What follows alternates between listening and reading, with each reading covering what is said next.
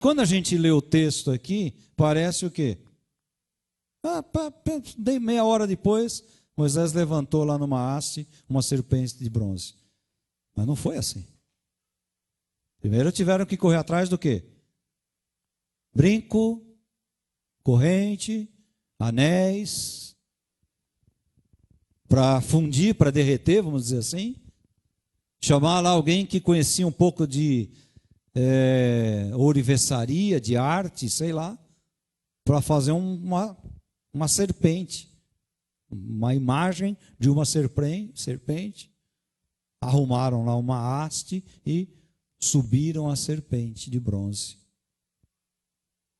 E Deus fala, olha, essa versão bíblica que eu li aqui, diz assim, e ele fez a serpente de bronze, Moisés, verso 9, pôs sobre uma haste, e quando alguém era mordido, picado, né, atingido por alguma cobra, se olhava para a serpente, ficava curado. Então foi a forma que Deus falou, então Moisés, vai lá, faz assim, coloca, e aí Deus, o que é aí?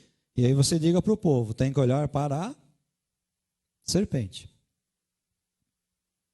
Se você não olhar para a serpente, não tem jeito, você vai morrer.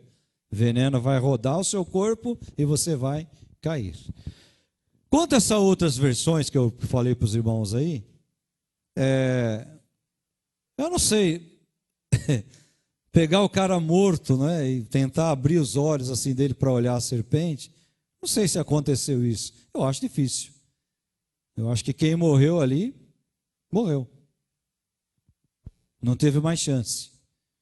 Mas os que foram picados, quando a serpente foi levantada, tinham um recurso. Qual é o recurso? Olhar para a serpente. Tem que olhar. Olha, irmãos, é interessante. Alguém pode... Por isso que muita gente fala, esse Antigo Testamento é lenda, é mito, é um monte de história. A Bíblia, ela é a palavra de Deus. É a primeira lição. Se é a palavra de Deus, não tem remendo. Não precisa reescrever. Então, quando eu digo isso, e eu cito um texto desse, alguém pode falar, mas que Deus é esse aí? Ele é um Deus brincalhão? Por que ele não curou o povo?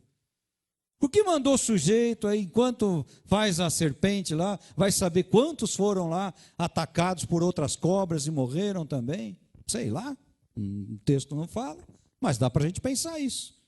Até ficar pronta a serpente, talvez algum agonizando lá, faz logo, Moisés, porque eu vou olhar para isso aí, para ver se eu melhoro, se eu curo. Então as pessoas questionam.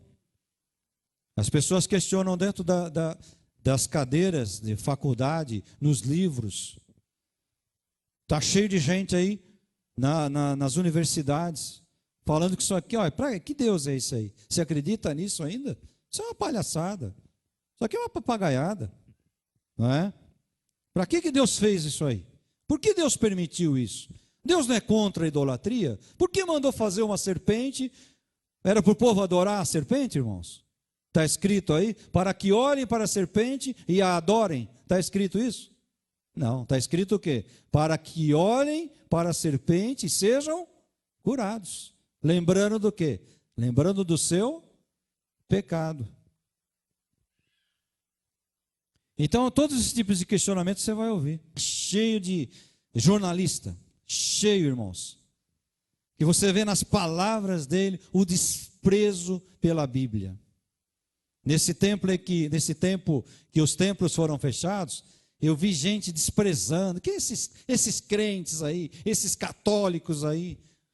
Eu sou católica, por que esses aí não podem ser católicos em casa? Não é? Católico e crente você pode ser em qualquer lugar, em outra religião, você pode ser onde você quiser. Mas nós somos cristãos, e os cristãos aprenderam a ter a comunhão. Muito bom ver os irmãos aqui hoje. É gostoso rever os irmãos, né? Por quê? Porque a gente vai para o mesmo lugar. Ou não? Vamos ou não vamos, irmãos? Amém, vamos lá para o céu. Então é bom ver os irmãos aqui. Mas o que eu ouvi nesse tempo, irmãos, de gente desmerecendo, não é? Desacreditando, porque é o que eles querem, enfraquecer a religião, enfraquecer a palavra de Deus. E esse texto é um dos textos que muitas pessoas podem olhar e falar, está vendo? E Deus, para quê Deus fez isso? Agora vamos entender, né, irmãos? Nada do que está escrito aqui, está em vão. Tudo que Deus permitiu ficar escrito aqui nesse livro tem um propósito, tem um objetivo. Então vamos pegar algumas palavras aí, fazer um jogo de palavras. Foi atingido pela serpente, começou a sentir o veneno correndo pelo corpo. O veneno faz o quê? Mata. Para ser salvo, você tem que fazer o quê? Olhar para a serpente. Então, começa a pensar nessas palavras. Nós nascemos numa natureza pecaminosa. Vamos usar a expressão aqui. O pecado nos ataca logo cedo. Então eu vou crescendo nessa natureza pecaminosa. Todos nós. E nós começamos a sentir o efeito do veneno do pecado no nosso corpo. Nós precisamos olhar para onde? Para a serpente? Onde é que está a serpente? Você tem ideia onde é que está a serpente de bronze? Qual era a ideia? Qual era a mensagem do Antigo Testamento? Olhar para aquele que foi levantado da terra, a serpente de metal, e aqueles que são picados, atingidos pela serpente, no nosso caso, pelo pecado, têm que olhar para a serpente que foi erguida. E Moisés levantou a serpente no deserto. E assim como ele levantou, importa que o Filho do Homem seja levantado, para que todo aquele que nele crê não pereça, mas tenha a vida eterna. Porque Deus amou o mundo de tal maneira que deu o seu Filho unigênito, para que todo aquele que nele crê não pereça, mas tenha a vida eterna. Onde está essa comparação, meu irmão? No Novo Testamento.